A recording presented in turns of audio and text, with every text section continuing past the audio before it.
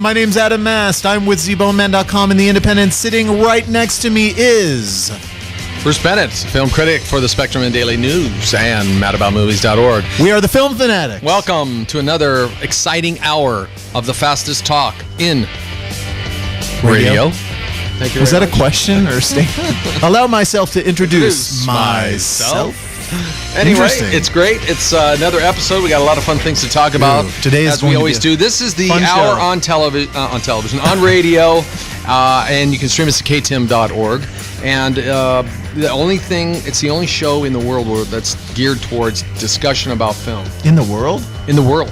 Man, that's bold, Bruce. If there is no other movie talk shows out there anywhere in the world. There's not hosted by Bruce and Adam. Not that you can stream, not that you can listen to on 95.3 FM. We have revolutionized movie talk radio, ladies and gentlemen. Yes, and nobody talks film like we do. No, that's true. Yeah, what's that laughing in the background?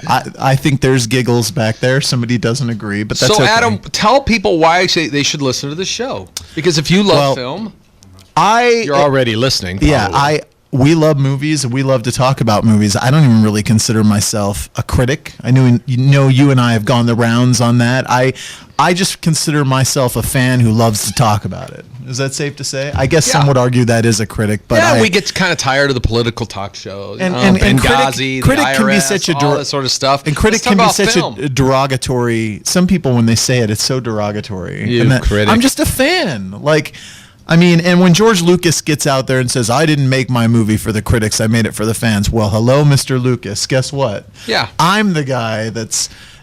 We're fans that happen to be critics, not critics that happen to be fans. I own 4 different versions of Star Wars, thank you very much. I'm the guy whose butt you should be kissing. And it bothers me that filmmakers... I get what he's saying. All joking aside, I get it. Sometimes we tend to nitpick too much. I understand that. We can't help it. It's not because we're condescending or we're jerks. We just love movies. That's all. And we make no apologies for that. No. If you don't like movies, fine. You don't have to. Go watch another episode of reality Some people TV like somewhere. Politics. Some people like to talk religion. We like to talk movies. That's it. That's our church. That's right. Some people like sports, and I like sports. So do I. I like to talk about women. So do you. I like women. Okay, moving on. We're getting... Woods.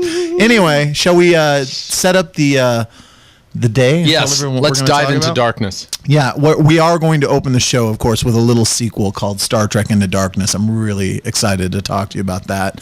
We're also going to talk about a new film from Danny Boyle, maker of 127 Hours and Slumdog Millionaire, called Trance. Mm-hmm. Love Danny Boyle. A wax Trek, too. We're going to talk about some of our favorite Trek movies and worst Trek movies in honor of the new film. And then we're going to have some fun. You came up with this idea. Cool segment topic on the show. We're going to handicap box office revenue, correct? Yeah, right. We're going to talk about all the big... Bruce and I are going to bet dinner on who comes closer. I think we're not going to talk every movie coming out this summer. There's a lot of big ones. I put a top 10 down. Yeah, there's 10 or 11 big films that have the potential to make well over $200 million. Yeah. So it's going to be a unique summer in that regard. We're going to discuss that. We got The Last Stand and a couple of other titles on DVD. And then, of course, we will close out the show with some news on the Guerilla Showcase event that I've been slaving over with a couple of good people here in St. George. And then, of course... we'll end the show with our weekly power rankings. Lovely. So, with that, my friend, let's get into it. Space, the final frontier. Shall we talk about Star Trek Into Darkness?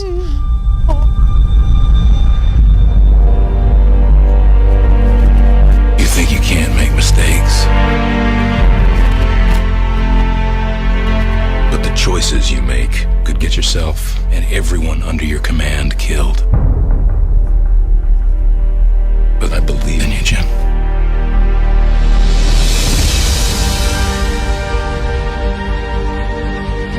Darkness is coming. All right. That, of course, was a clip. Rubber Man over here. That was a clip from Star Trek Into Darkness. So, Bruce, I'm really anxious to talk to you with you about this movie. Yeah. And as usual, I'll kind of let you throw the little plot synopsis together, and then we're going to jump right in. Go for it. Okay, we're going to reveal a few things about the plot, but there is a big reveal, kind of a surprise of a person's identity that we're not going to reveal at all. And no, it's not the Mandarin. Let me just say that. And we won't talk about that until next week. We always like to give people at least a weekend, because if they really want to talk about, if they really want to be kept in surprise, I think the statute of limitations on that is the first. Well, and it should be noted too. Let's not. I don't want people to say a lot of people, Soylent Green is people. Right. Don't tell me that. Let's call a spade too. This what we're talking about. It's something that has leaked. In fact, IMDb has it right on their Trek page, which infuriates me that they did that. But yeah, this interesting. is something. Well, we won't do that. This is something that's been going around for a year. People who frequent online, idiots like me, who can't help themselves and have to look at spoilers. I can't stand it. It's like holding a candy bar in front of a baby. Like if I'm sitting there looking and it says spoiler alert, a lot of times I can't resist. I go in there. But I think it's okay for somebody to say, just like we're doing right now, saying either we're going to reveal the spoil or we're not. And we're not. And then allowing you to decide whether you want to pursue it. We will tap dance. On your opening page, that's a little dicey to me. But like I said, we won't reveal too much. We'll talk to you about plot twists, but we won't reveal the big reveal, if you will. And there are a few. Yeah, we'll talk about that. Okay, anyway, so let's just set up the plot. When the film opens, the crew of the Enterprise are on this isolated planet. They're trying to save the planet, which is under attack, if you will, of a volcano. Right. And so Dr. Spock has to throw himself in the belly of the volcano with this neutralizing device. But it's created some situations. The inhabitants are not necessarily friendly inhabitants. This is kind of a red planet, and I think it's called Nibiru or something like that. And they have these creatures, and they're chasing. And they haven't. We should mention that these guys, it's an indigenous race, and they haven't even barely invented the wheel yet. Right. They're very. And so the crew of the Enterprise has actually been sent there to survey, to survey them, to observe. Right? And they're not supposed to make any contact, so to speak. Anyway, something happens where they have to violate that rule. Exactly. But they escape, and basically, it's just kind of a great opening. It's like a prologue. It's like an opening to an Indiana Jones movie. It has nothing to do really with the plot per se. It's just setting the tone and the adventurous spirit. Yeah, and as we'll discover when I get into my review in a little ways, it's one of the best parts of the whole movie in a lot of respects. It's a very entertaining. It reminded me a lot. It's very Indiana Jones-ish. So because of the controversy of the way it was handled, Captain Kirk, played by Chris Pine, who it's all the same characters basically, and actors from 2009's reboot of Star Trek. I think to an actor, everybody was loved. As far one thing, director J.J. Abrams does as well is casting, and so he brought everybody back. And I will say, we'll get more into this in a minute. I think Chris Pine owns this movie. We'll I don't know if I'd go that far, but he plays kind of the frat boy. He's still the rebel. Anyway, his ship gets taken away from him because of his violation. But of course, something happens, a plot twist ensues where they have to go track down a terrorist. There's a terrorist attack, for lack of a better word, and they have to go into the realm of the Klingon world to go capture this rogue terrorist. Played by Benedict Cumberbatch. From TV's Sherlock Holmes. And he's terrific. He's playing a character called John Harrison, and he's very, it's interesting. He is a terrorist, but they play with your perception of what a terrorist is. It sort of makes you reevaluate. Yeah. So there's some interesting things going on. Part of their cargo when they go back to this Klingon is this new photon torpedo, which has the power to destroy an entire world. The identity of at least several of the characters, their true identity isn't revealed, and we're not going to talk about that. So there's a lot of interesting plot twists going on. You still have the battle of egos, where you have the logical, passionate Captain Kirk and the very illogical, Captain Kirk and the very logical, brainiac Dr. Spock. And I wouldn't say illogical. I would say he's just very impulsive. Impulsive is the better word. Impetuous and impulsive. Again, we don't want to give too much away. He has a terrific line where he says, "I don't know what I'm supposed to do, just what I can do," which is a great line. And it sums up who his character is. And of course, Spock is very by the book. And it's a dynamic that they pick up on that was started in the first. There's some discussion as to whether he really has the leadership to run the Enterprise, and so it's taken away from him. And of course, one of the plots of the movies is how he earns the right to have that back. Because it's argued, that Kirk it's not that, he does manage to get them out of these crazy situations,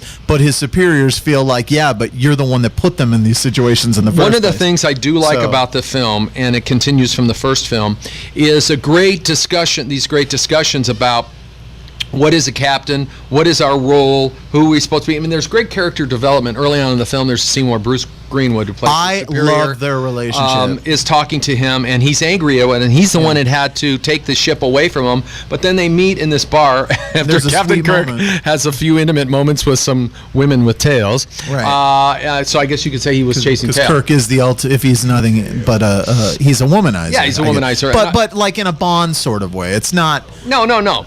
And he's still immature. Like I said, he's kind of a frat boy, a little. But he does have a sincerity and a vulnerability. He's a reluctant captain.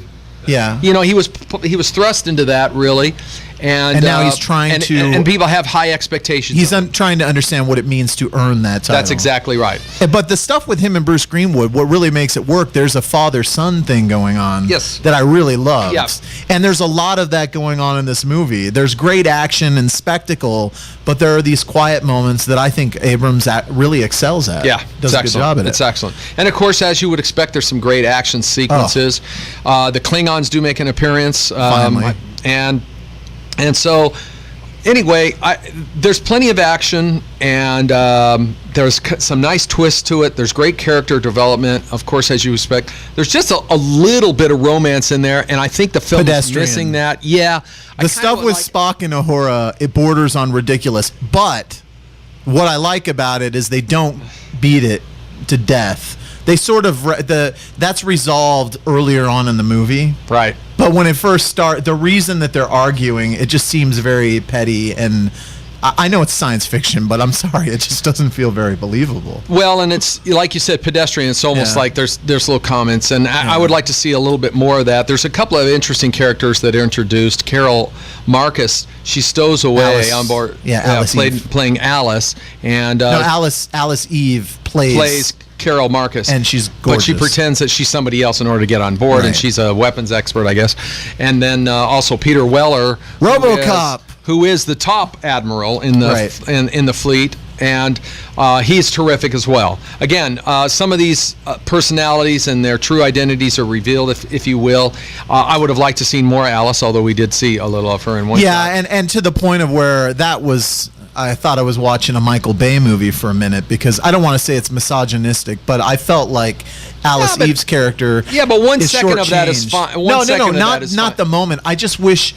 She's a very likable actress. Yeah, very likable, and you can feel it coming off of her. That's exactly why I wanted to see more of that. Yeah, more development, especially if she's going to be a continuing character, which I think she's going to be. Right, they're grooming her to be something more, and for those who are Trek hounds, you already know that, Carol Marcus. Okay, let me talk about some things to see if this bothered you. Okay. I was really bothered by, I don't know what else to call them except for lens flares. I know this is a popular J.J. Abrams thing. It's funny you would say that, it's because like I've talked to a lot of friends that new shake. I saw it in 3D. Yeah. And 3D's fine. It's a 3D conversion, and it's okay. The lens flares, maybe it's because I'm used to Abrams' directing style. It's in every shot. The flares didn't bother me in this movie. Maybe it's just because I'm used to them. When I saw the first movie, it was very noticeable, but it didn't bother me because it's a sci-fi movie and it felt right.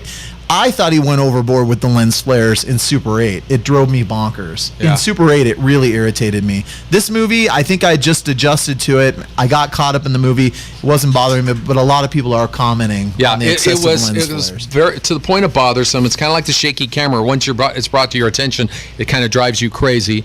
And interesting thing with the 3D, too, there was a lot of over-blurring. In other words, because of the depth, you would see the main character in full focus, but then everything else out of the frame was blurred, and maybe it was because of the 3D.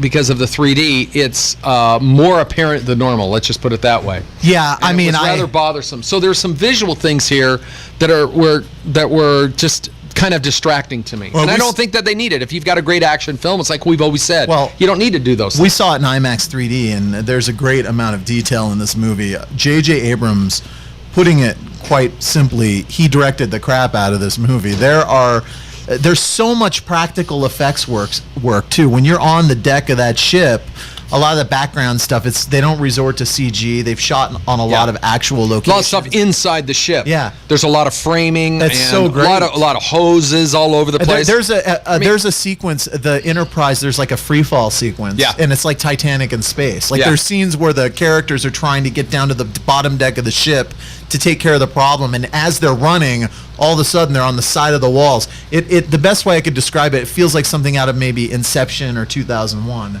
And it's spectacular, and J.J. Abrams really excels at that stuff. It's funny. There's some great one-liners. Okay, so let's get down to when you have a blockbuster film where so much money is spent, so much is money on the line, do not get me wrong. This is a fun film. I don't know if I'd call it great, but this is why we go to summer movies. It's got action, it's got good characters, it's got plot twists and everything like that. And it's fast-paced. But I just wonder, I am not a Trekkie, but I wonder if it's missing something. Okay, this is... The opening sequence of the film, you could make a case that the opening sequence of the film was the most true to the spirit of the original Star Trek and I films. just totally disagree with because that. The original Star Trek film, now I'm not saying films, I'm talking about the television show, they were explorers on new worlds. They were, but the Trek TV series, I'm not going to say there were action moments, but it was very more thoughtful, more cerebral. And this is J.J. Abrams is a self-professed Star Wars junkie, and let me just say that the fact that he's been hired for Star Wars, there is not a better. Well, he's also gone on record and saying he is not a Trekkie. Exactly, and that's my point. So he's bringing to take the Star Wars panache and sort of action feel and put it inject into Star Trek lore. And that's what I'm saying. That's exactly what I'm saying. I love J.J. Abrams. I like Super 8 was my favorite film that year. More than love that film. A lot more than I did. I love him as a director. All I'm saying is, and I would have to ask a true Trekkie, is it overly busy without the kind of, there's nothing really exploratory or very original about this particular film. Think about the action sequences. Think about once they get onto the Klingon world, Kronos. There's nothing that original. I'm just saying. Well, but you don't go whoa or wow or interesting or cool character or sound or look or color. But you care about this crew, and that goes a long way. It is an ensemble movie. Yeah, and it's emotional too. There's a couple of things that happen towards the end. Yeah. And because the actors and the writing are good, I'm just saying. No. I think the very first part of the show. In fact, if they had done something with that first part, I thought they were going to wrap that in somehow to the end, and there's a way they could have done that. Well, there's a hint. You mean with that alien race? With that alien race, there's something that they could have done.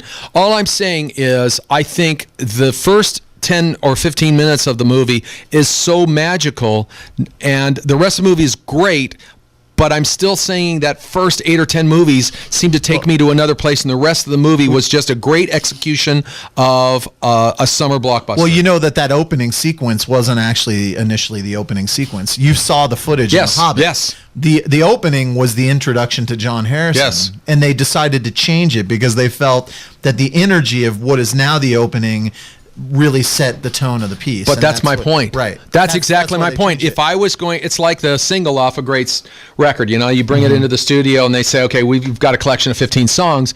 You are going to release as your first single the one that you think that this is your best shot to introduce this band, introduce this album and everything. And what they did is they took the best piece of that film. And unfortunately, the best section of that film, in my opinion, is the beginning of the film. That's interesting because I disagree with that. I think I don't think it's a teaser. I think the Enterprise free fall is pretty spectacular. Yeah. And I think it's true. I think you're short. But we've kind of seen a lot of that stuff. When they're torpedoed into Klingon, we've kind of seen that before. Well, James Harrison's character, he is great. John Harrison's character, Cumberbatch. Bennett, yeah. Is that how you say his last name? He's very imposing. He's got that voice. Although, but he's, again, we saw a lot of that in the Avengers. That British kind of Shakespearean attitude. We've kind of seen that in before. 1,000 things. No, but I thought the Avengers. No, it's everything borrows from something else. And that's not true. Yeah, it is. It's not true. Yeah, it is. The best sequel ever made was Empire Strikes Back. It did not borrow Well, it's a continuation of Star Wars, but it had new worlds, new creations, new villains, new look, new feel. But this is Star Trek, and a darker tone to it. They're going to worlds that we've already seen, and J.J. Abrams. So all I'm saying is, why was Empire Strikes Back, which to me, for this kind of a film, action, adventure, fantasy, is still the benchmark? It's the character stuff. Yeah, it's why? not. It's not the It's worlds. all of that stuff. It's a culmination of everything. But again, what I'm not saying Star Trek Into Darkness isn't a bad film. I'm just holding it up against a standard like Empire Strikes Back, and I'm saying, what did Empire Strikes Back do that no other sequel in that genre did before? Well, that's obvious. What is it you remember about Empire Strikes Back? Everything. I know, but come on. What's the one thing you remember about Empire Strikes Back? That Darth Vader is Luke's father. That's a character Well, yes, moment. but that's a reveal. That's right. I'm saying. And that it's those things. For me, it's the But it's character not just that. No, it's a beautiful movie. Yeah. It's stunning. There's other things. But you just so talked all about... I'm saying is, okay, let's do this. Let me ask you this. I want to reply better to your film. Trekker Better film. conversation. First Star Trek 2009 or this film? I think that this movie, and I'm not copping out here, I think this is a great extension of the first movie. Which film is better? Well, I don't know. I like them both. Okay, let's ask you an easier one. Iron Man 3 or this film? Which is a better film? Honestly? Well, for of course, sheer no, entertainment, not dishonestly. For sheer entertainment, I think I enjoyed Star Trek more. Okay, but I liked Iron Man 3. But I think they're close. Yeah, but let me talk to you about the question you pose about the Trekkie or Trekker, or whatever they'd like to be prefer to be called. I wouldn't consider myself a hardcore Trekker. I'm not one of the. I love to go to conventions, but I don't dress up in the suits. Okay, am I safe? And I don't go to the conventions at all. Right, at all. I love the Trek movies. I know them pretty inside and out. Let me tell you what's going to upset hardcore fans. I think that non-fans are really going to enjoy this movie because they're being reintroduced to all these worlds. This is all new to a lot of people. Well, that's one of Fans- J.J. Abrams' gifts. Yeah. Is he can make a very enjoyable standalone film. That was the great thing about 2009. Yeah. And the reason why I made $1 trillion is because you might not have ever seen a Star Trek anything, and you could still enjoy and I think that film. that holds true for this as well. Although there's a lot of back references in this. Well, no, that's what I want to get into. Again, we have to tap dance here, but this movie pilfers from what some Trekkies might consider sacred text, and I know how you feel about this. You feel like that's stupid. You don't understand. We got into this in Iron Man 3, and I don't think it's stupid. I'm just saying you were very condescending when we talked about Iron Man 3. In that you feel that the hardcore fans are too nitpicky, but I'm here to speak to that demographic. No, I'm not saying they are too nitpicky. Let me make, since you're attacking me personally, let me make sure.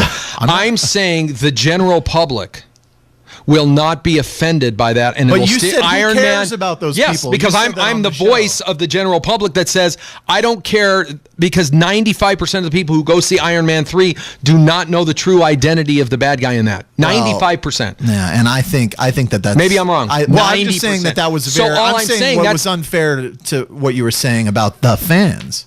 Is what I'm saying. I'm saying even fans, even most people who read comic books don't know the true identity of the Mandarin. Well, I don't think comic books. No, you know what? I've talked to non-fans that felt like that was. I enjoyed the Mandarin because it was crazy. It was hilarious. It was hilarious. That's my point. But my point is, I can understand why it pisses people off. That's my point. Well, maybe then the same way that if somebody tried to redo Wizard of Oz, I'd be pissed off because I think it's a sacred text. That's what I'm talking about. But I think a lot of people feel that way about Wizard of Oz. Okay, let me tell you, this is what's going to upset hardcore Trek fans. That hardcore entity, whatever you want to call them, obviously did not impact the box office at all with Iron Man. That's not surprising. That doesn't matter. Well, I'm just saying. So the directors made the right choice. Transformers: Revenge of the Fallen made $800 million worldwide. But it was a terrible film. Yeah, but that says you. Obviously, somebody liked it. It made $800 million. I'm just saying that box office revenue and quality do not go. I'm saying it's one thing to say the director made the right choices because the film made $400 million, and the director made the right choices. It made $400 million, and critics and everybody loved Iron the film. Man 3 also dropped 65% of the box office in its second week. And it still won that week. Well, of course it dropped. It was the second highest opening in history. I'm just telling you, it had to drop. Mathematically, it had to drop. 65% is a pretty dramatic. It still decrease. beat the Great Gatsby, the crap out of Great Gatsby. That's because no one wants to go watch a gloomy summer movie. But here, let me talk to you about something. You say you're not a Trekker. Summer movie. So this is important stuff. There's something that happens in the final act of Star Trek Into Darkness, and again, we can't really go into it, but it's a redo, a straight up redo. The beats, the rhythm, the dialogue from another Trek movie. And I don't want to go further than that. But what's wrong with that?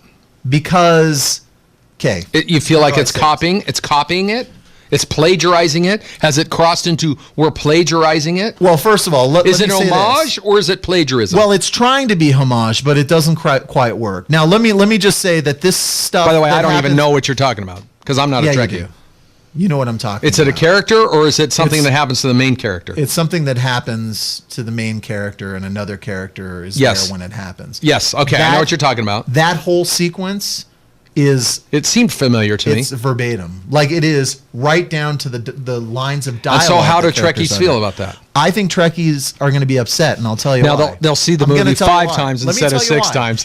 I'm gonna. Well, you're not letting me talk. And No, I'm sorry. Go ahead. Go on. We're having fun. I listen to you talk. Listen to me talk. Okay. Who's got the pepper? It's your turn to talk. These characters in the original Star Trek lore, that movie earns that moment because there's history. Oh, is it a movie or is it the TV show? No, it's a movie. Okay. It earns it because there's history there. That these characters have been through all of this stuff. This movie, they don't really earn it because there isn't that history. You know what I'm because saying? this. Correct me if I'm wrong. Into Darkness is kind of a prequel. It's kind of a prequel, in a way, right? In a way. Okay. What I'm saying is it's. But you feel it was cheap? Well, I don't want to say that it's cheap, but I do feel that it was pretty careless for them.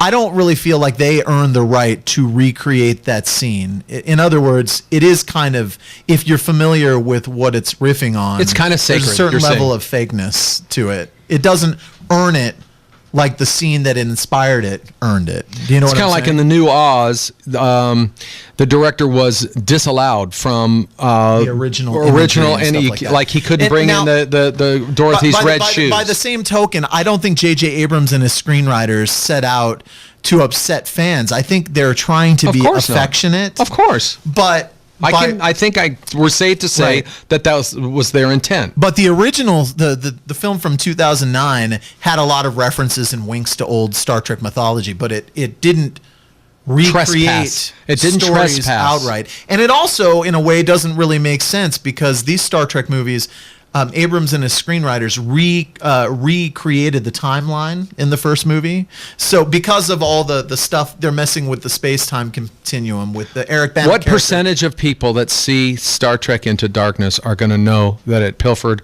line for line in that scene? A lot. I've talked to people. I've discussed it with people. There are a lot of people. I'll start talking to people. I'll bet 20 out of 20 people that I talk to. Now, I don't hang out with Trekkies. I'm surprised you don't know because of your age. Because the movie that we're talking about, I'm just going to say what it is. Okay, it came out 25 years ago, right? Star Trek II is arguably one of the top 3 greatest sequels ever made. You look on any list and you'll see that. Okay, so Empire Strikes Back, Godfather was that First Star Contact?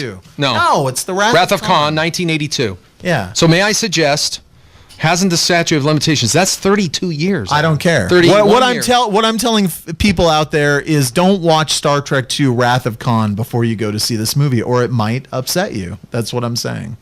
And you go revisit the movie and watch the sequence that I'm talking about. You won't believe it. It's like it's crazy. Now, having said that, that's a risky choice, though. We kind of like directors that make risky choices. Well, it's a testament to Abrams' direction. It's not like Oliver Stone purposefully changing the character that he's making a historical film about, like showing Richard Nixon with a cigar and being abusive to his wife. Yeah. That's wrong because now he's taking a historical figure, trying to make a historically accurate movie, and injecting his own political but it's a speculative account. He choice says that into at the beginning of the movie. And I get we're dealing with fantasy. But that is more egregious than somebody who was saying, I love this film too, and I think this will be homage. They're upset by that as well. Like, that's the only point I'm trying to make. There's going to be people out there that are upset by it. The thing that's interesting is I still enjoyed the movie. Me being a Trekker, that stuff, I'm surprised it didn't bother me as much as it bothers other people. I could see it really bothering. So let's talk about the Star Trek franchise. Okay. Okay, you probably have a list. We liked it. We both liked Star Trek Into Darkness. You liked it more than me, but I liked it. But I would say Iron Man 3 I liked a little more. Yes, even though it's a third installment. I know that sounds crazy. I think Star Trek Into Darkness is great entertainment, and I do think if people are fans of the first one, they're going to really enjoy it. It wasn't too long. I like that. Well, it is. It's over there's 2 hours long. There's but a little. it's There's a little epilogue there that kind of goes on a little bit. It's kind of that celebration and let's get back and stuff like that. But it didn't bug me in the way that Iron Man seemed long to me. Maybe Star Trek Into Darkness. I liked. I mean, it's a toss up to me. Yeah, Star Trek Into Darkness is over 2 hours. It doesn't feel like no. It goes by It fast. is quick to wrap up. I think that the final action sequence. It ends. And the thing quickly, I think the reason why it succeeds is because of those plot twists. Well, if somebody knows those plot twists or anticipates them, maybe they won't have. Yeah. But there's at least 4. Benedict Cumberbatch has a moment that people laughed at the theater when I saw it. Oh yeah. Do you know what I'm talking about? Yes, I think so. They laughed, and then there's also a line that Spock utters that is also a throwback to one of the earlier movies. I thought it was great. Well, it was just. We've gone really long on this movie. I know, that's right. Tim, it's Star Trek. Okay, so let's talk about it. Okay, we're going to take a different tack on this. Okay, you're going to pick your 3 favorite Star Trek movies and then 1 worst. And then I'm going to go a different direction than you. Okay, you want to start? Okay, I'm going to tell you the films. I'm going to go. I went on Rotten Tomatoes and I put in order the critics' rating of all of the Star Trek films by percentage. So in other words, the highest percentage means that film had the highest percentage of critics who liked the film. I don't need to pick my favorite and worst. Let's just go through this. Okay, so number 1, Star Trek. And the reason I do this is because I pretty much agree with this. Yeah. Okay, list. Star Trek 2009, 95%. Is number 1. That's ridiculous. Okay. Star Trek 1990 First Contact was 92%. That's number 2.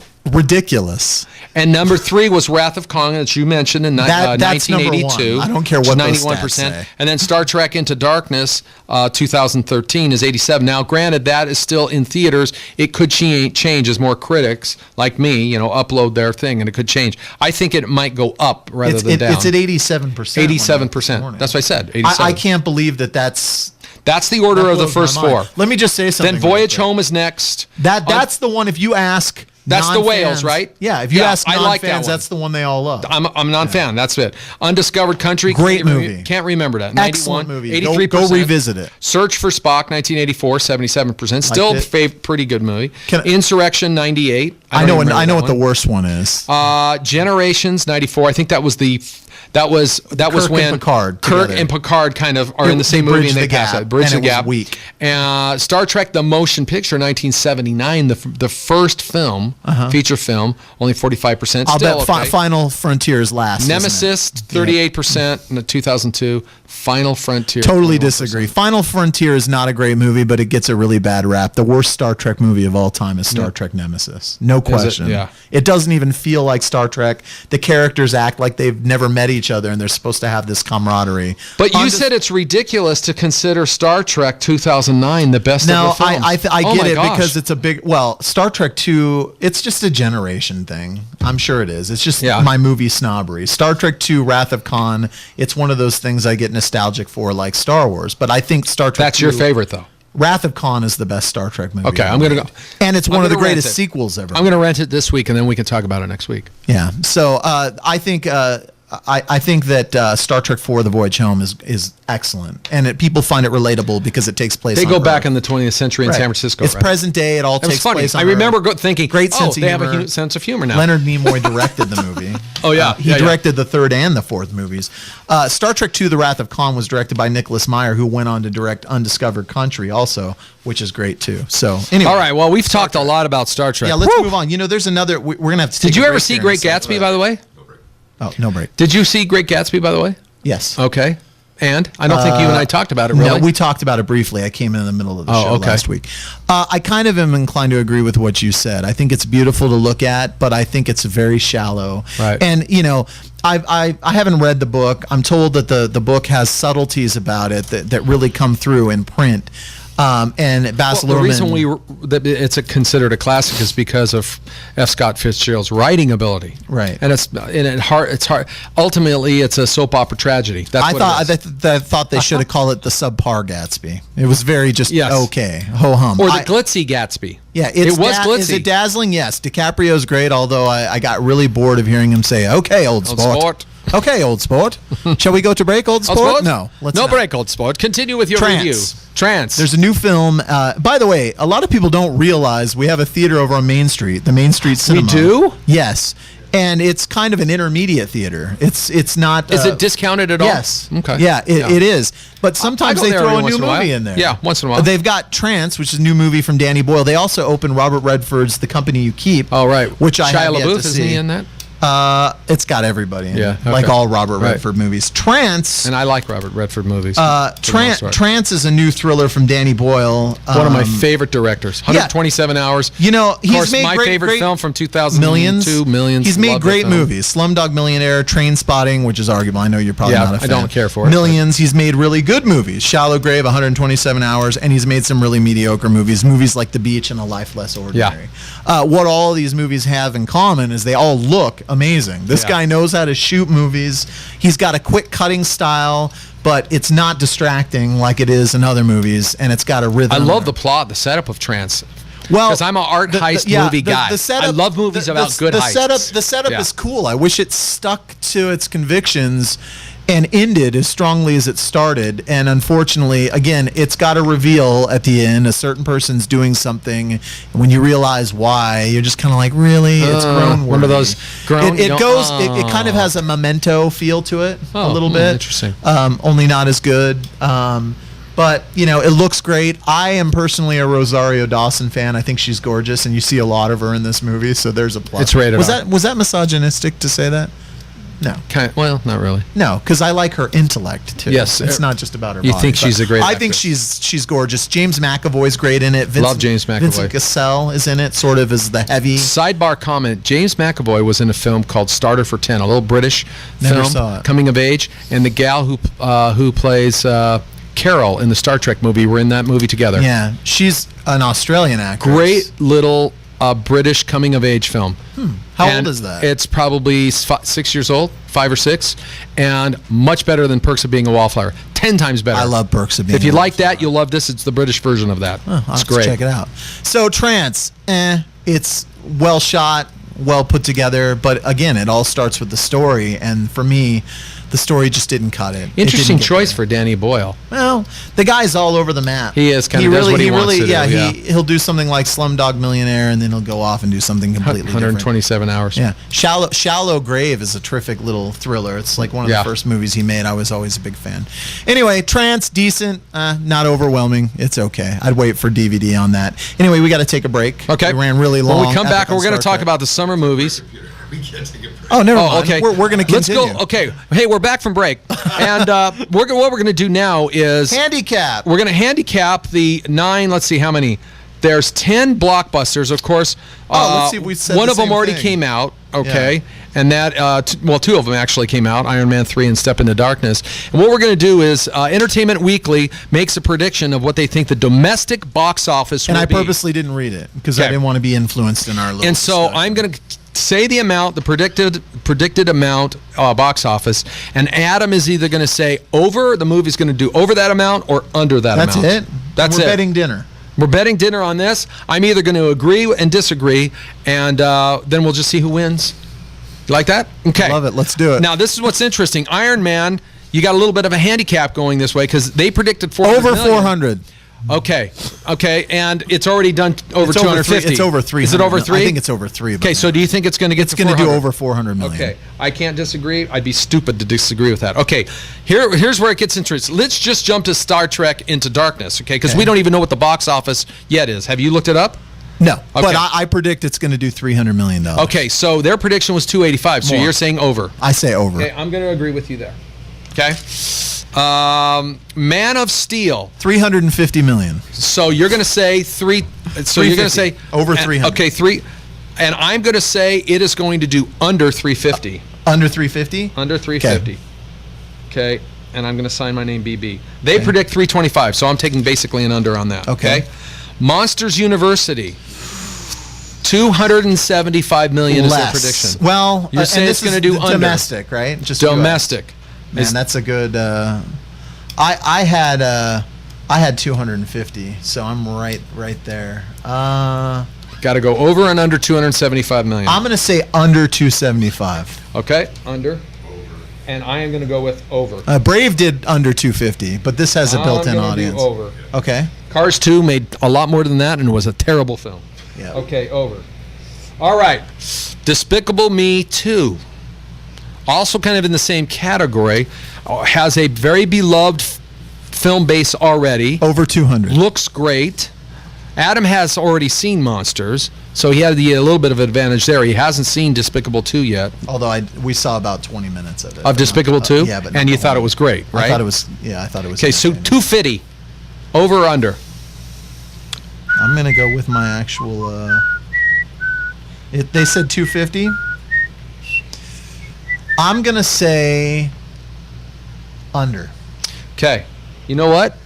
I'm going to disagree with you. Okay. I'm just going to say it's going to go over. So over. BB. All right. Fast and Furious 6. 5 billion. Yeah, 5 billion. 250. 235. So you're going to say over. I think it's going to do more than that. Okay. It opens against a couple other films. Hangover 3. Hangover 3 and Epic. But I think there's just too many people in this country that love that kind of movie. Okay, you're going to say over 2. Okay, and I'm going to agree with that. Okay, The Hangover Part 3, which opens that same weekend, 195 million. Yeah, I had 160 on here. Now, what's interesting about that is it is kind of the same, a lot of the same people as Fast and Furious. It's R-rated. Yeah. It's kind of the same, though, a group as Fast and Furious. Guys will take their dates. 195? 195. Man, it's tough, because I'm going to say under.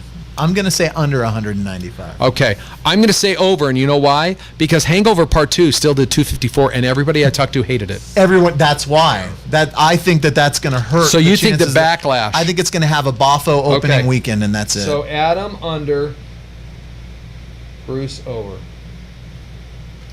That's a lot of films doing a lot of money in one weekend. Yep. You know what? I'm going to change. I'm going to say under. Okay. I'm sticking with you. Okay. The Wolverine. You want me to tell you what what's their prediction? Their prediction is 170 million. Coming later in the summer. Kind of a standalone franchise. Going to rise and fall in people's love for X-Men and Hugh Jackman. Under. I'm going to agree with you on that one, actually. Okay. Now, you haven't seen this movie before, White House Down. It sounds just like Olympus Has Fallen from the plot, but it does have Channing Tatum. What do they have it at? 165 million. Lower. Under. I'm going to agree with you on that. Under. I'm going to agree with you, boss. Okay, and the final film. This is really an interesting one to me, okay? Pacific Rim, directed by Guillermo del Toro, kind of a monsters versus robots action flick. Huge marketing dollars. With not one star in it. Nope. What do they say? 150 million. More. Okay. Above. Adam's going over. I'm going to agree with him because I trust Guillermo del Toro. There are 2 movies that are strangely absent off that list. The Heat? No. World War Z? Where's the Lone Ranger? Johnny Depp. Okay, this is what they said. The Lone Ranger, between the Pirates films and Alice in Wonderland, Disney and Johnny Depp have a rich history.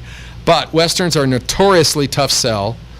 Depp fanatics are legion, but he's not the title character of this 200 million plus adventure, even if the marketing campaign wishes he were. They're predicting it's going to be a big bomb, is what they're predicting. I don't think it's going to be a big bomb. It's going to do over 100. 100. Well, that's a bomb for a film that costs 200 million. I'd say 150 for Lone Ranger. That's still a bomb if it costs 200 million. I mean, I'm no math expert, but if it cost me 200 million. Okay, and where's Grown Ups 2? Because I know that sounds stupid, but Adam Sandler's movies make money. I don't know why they didn't choose that one. Because that one would be considered a hit if it made 100 million. Yeah, because it only probably cost, typical of Adam Sandler, he probably spent 10 million on it. Okay, email me those numbers. Okay, we will. We got it. Okay. So here's where we disagree. We both agree Iron Man 3 we're going to do over. You think Man of Steel is going to do over 325. I think I'm going to I think it's going to do under, even though I'm really excited to see it. We both agree Star Trek Into Darkness is going to do over 285. Monsters, you think it's going to do under 275 million. I can think it's going to do over. Yeah. Despicable Me 2, we both agree it's going to do. No, you thought under 250 million. I thought over. On Monsters? On Monsters. Yeah, Despicable Me 2. Right. Or Monsters was 275. Correct. Right. Fast and Furious, we both agree over. Hangover Part 3, both of us agree under. Wolverine, we both agree under. White House Down, we both agree under. And Pacific Rim, we both agree over. Yeah. So we disagree on three of them. And those are going to be close. Yeah, that'll be fun.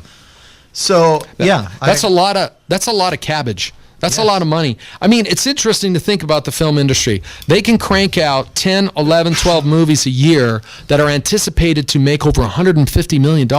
And somebody told me this statistic. I don't know if it's true, but, you go to CinemaCon a lot. The average film now costs over $100 million to make. The average film. Now, granted, there's ridiculous. 10 films that cost only $30 million, but then you have so many films that cost $100 and $150 million a piece. You know what else is pathetic about that list, though? We went over 10 movies. Right? Yes. 8 of them were sequels. Which is just ridiculous. And not one of them really is an original drama.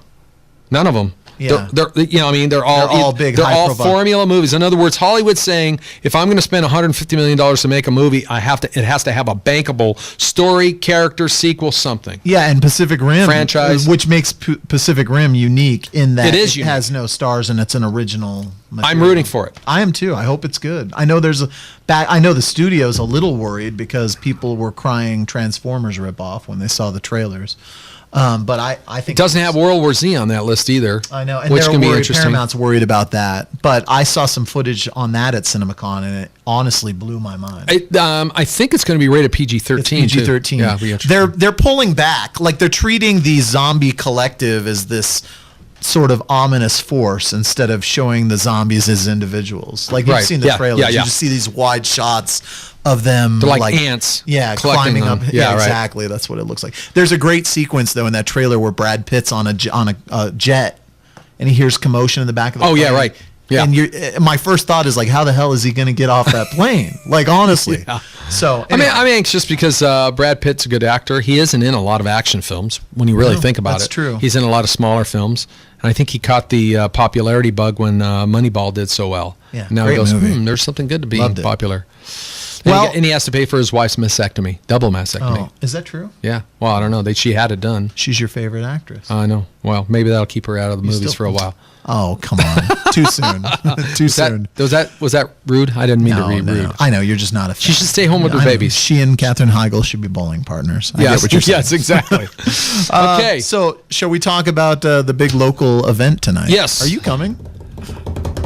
6 o'clock. Yes. Yes, I'm not asked. I was not asked to judge this year. No, there is no judge. We're just doing audience choice. I can we're gonna test that. And K-Tim Radio is going to be all over this thing. It's a huge sponsor. So tell us about it. It's the independent filmmaking competition. You don't like to use the word competition, but it is. It's called we changed the name to the Guerilla Filmmaking Challenge because we wanted to put an emphasis not only challenging each other but challenging yourself creatively. Of course.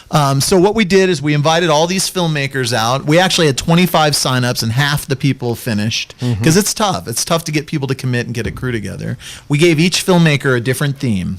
All the themes were inspired by upcoming summer movies. Now, this doesn't mean the filmmaker has to make a movie that's like a kindred spirit to the film that inspired the theme. We just used the summer movies to inspire the actual that are theme. coming up or past from the I'll past? throw an example out there. One of the themes was Live Long and Prosper, which is from Star Trek.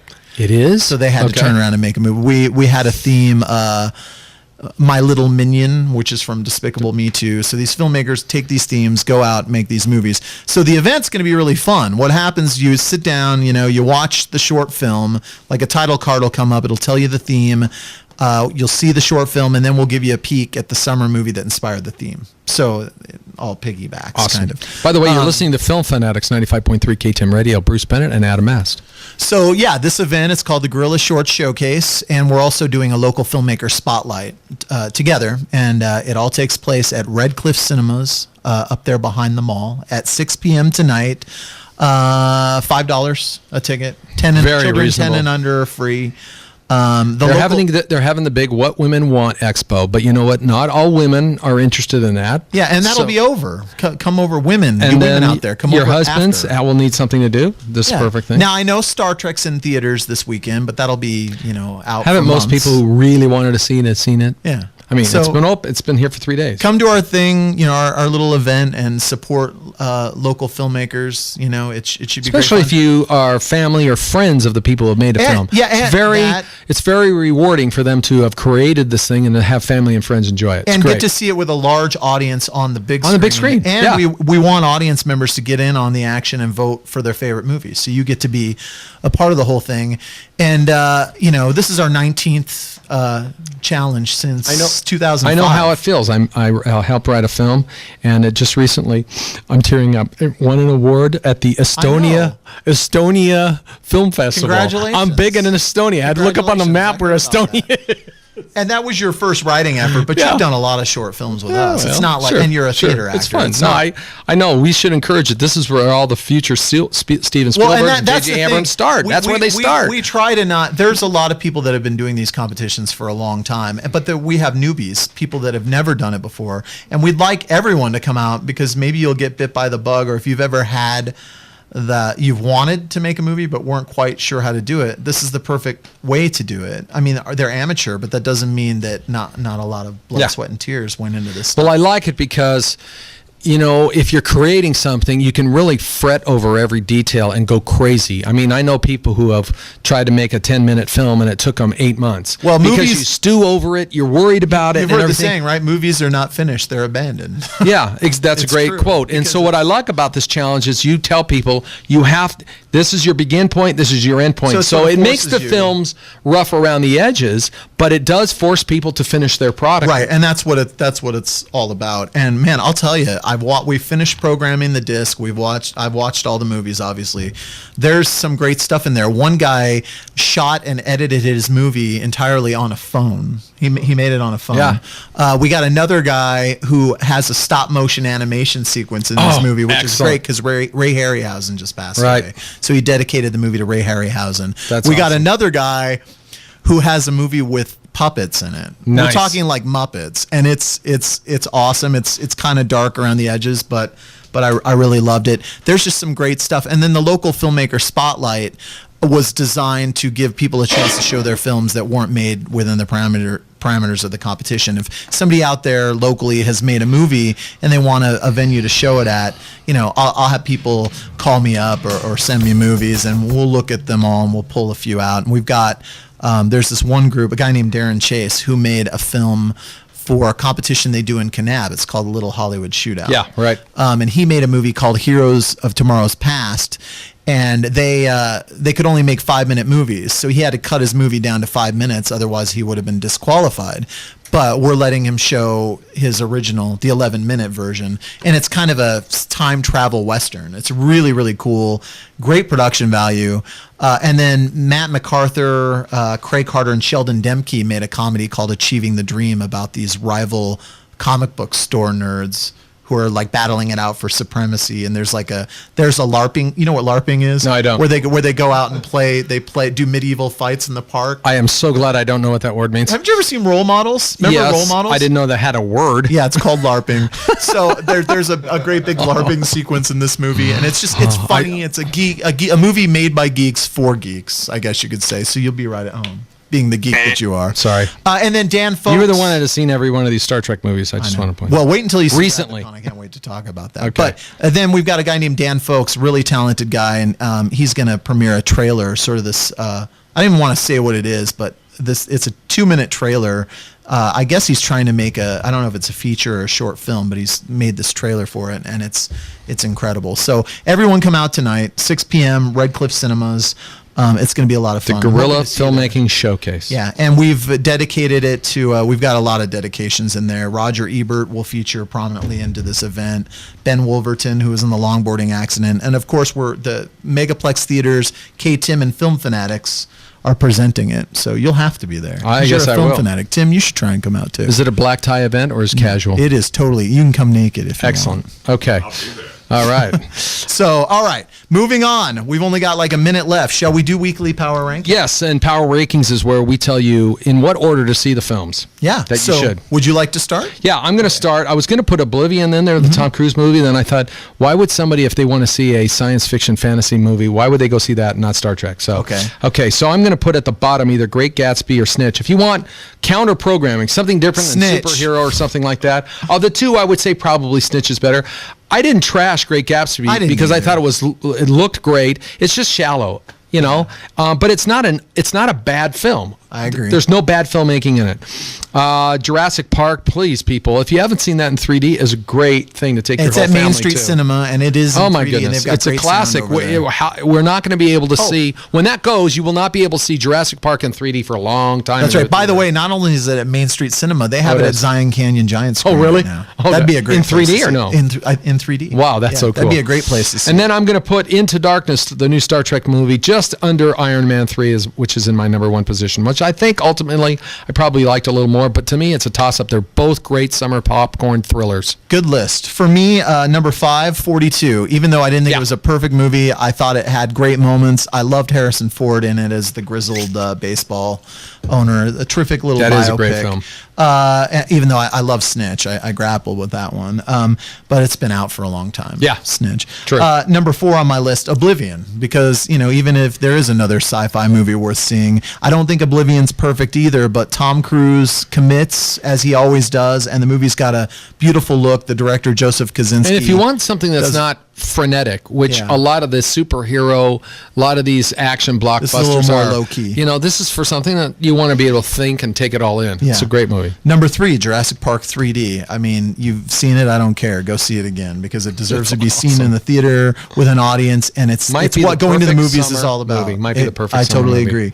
agree. Number 2 on my list, Iron Man 3, which, again, I know it's making tons of money, but there's still people out there that are... Some people do not like this movie. I'm not one of those people. Nerd I alert. thought it was offbeat, and I totally enjoyed just about every second of it. Yep. Number 1 on my list, despite its numerous flaws and weak character development with some of the new characters, I think Star Trek Into Darkness is great entertainment. If you're in an area that has it in IMAX, see it. You'll see the meticulous eye to detail in that movie. J.J. Abrams, I think, is a great filmmaker, even though there's some issues with the writing. And I love Chris Pine. I think he makes everyone else around him better in that movie. Fun. Okay. Thank you for another fast hour of Film Fanatics. We're here every Saturday. Bruce Bennett and Adam Mast. We want to thank K-Tim, our radio station. And next week we'll be back streaming, so you can see us live. We were streaming, but we just couldn't see our face. Yeah, no, you can see it. Are you serious? Yeah. I was excellent. Wow. I was picking my nose for half the telecast. I know. I was going to say something. I was. Now everybody knows. Actually, that's not true.